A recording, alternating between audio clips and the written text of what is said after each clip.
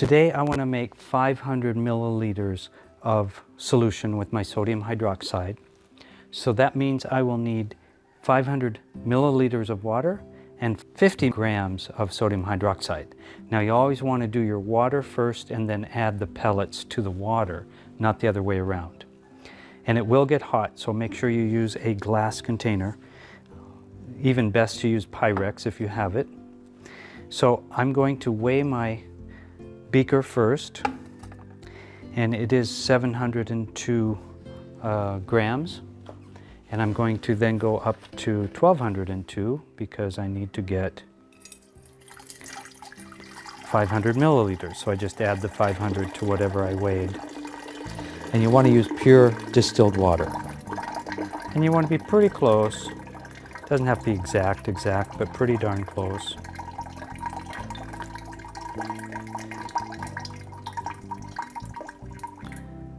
Okay, 1188. 1200, okay? So in order to get a 10% solution, we have 500 grams of water, and now we want to have 50 grams of sodium hydroxide. So I'm going to weigh this first, and I get 283. So I need 50 more than this, which would be 333. So when you're dealing with your sodium hydroxide, you don't want to leave it open for too long because it absorbs water quite quickly and from the moisture in the air. So I'm going to just keep putting in enough here to get 333.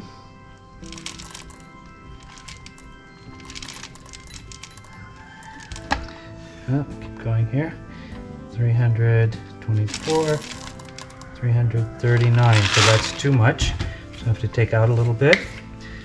You want to be pretty accurate with this. Try that. Yeah, pretty close. 335. A few balls. 333. Perfect. So I'm going to close this up right away. Keep that airtight.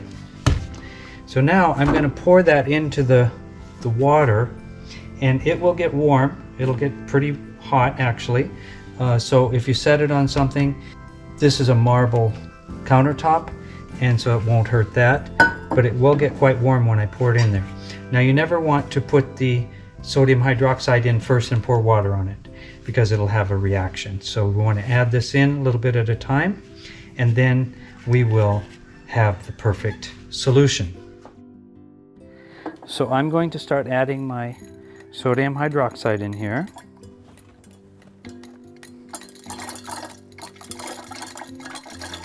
I'm going to put about half of it in there first, and then you want to stir it.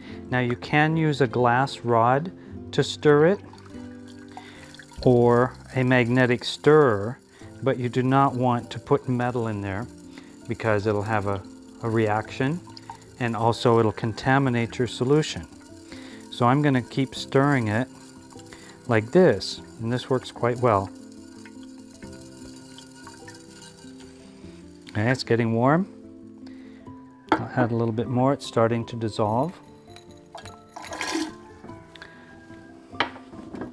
And I'm going to keep stirring it.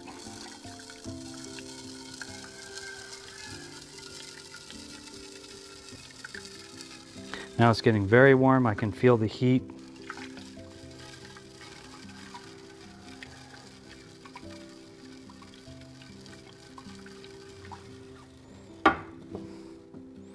Okay, you still see some little balls floating in there, but most of it's dissolved. I'm going to stir it up some more. It even smells a little bit, so don't want to breathe it either.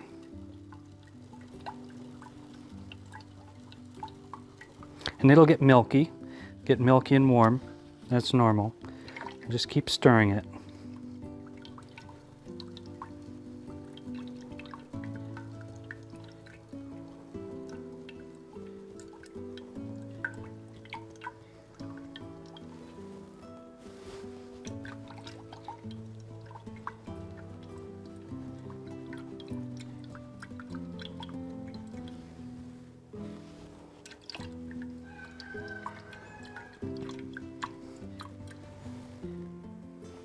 Okay, so it's all dissolved.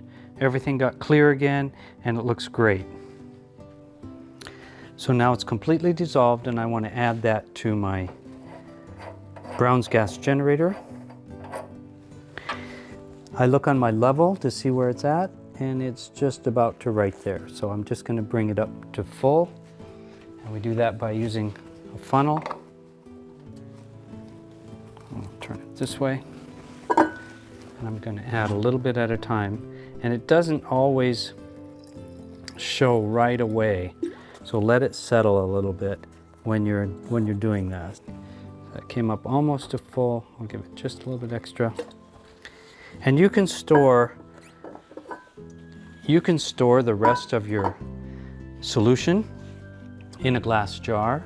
Just make sure you have a good lid, and it won't get any bacteria or anything in it. And so now it's full, and I can go wash out my funnel. Do that right away in the sink, and close up my Brown's gas instrument. You might want to keep some paper towels handy to wipe things up with.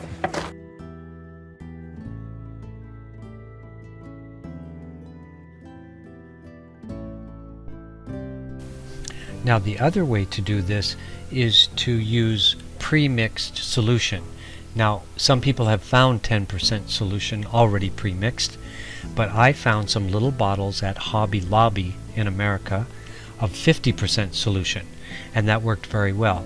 So I took, let's say 1 liter or 1,000 milliliters of distilled water and put in 200 milliliters of the 50% solution, and that ends up giving you a 10% solution.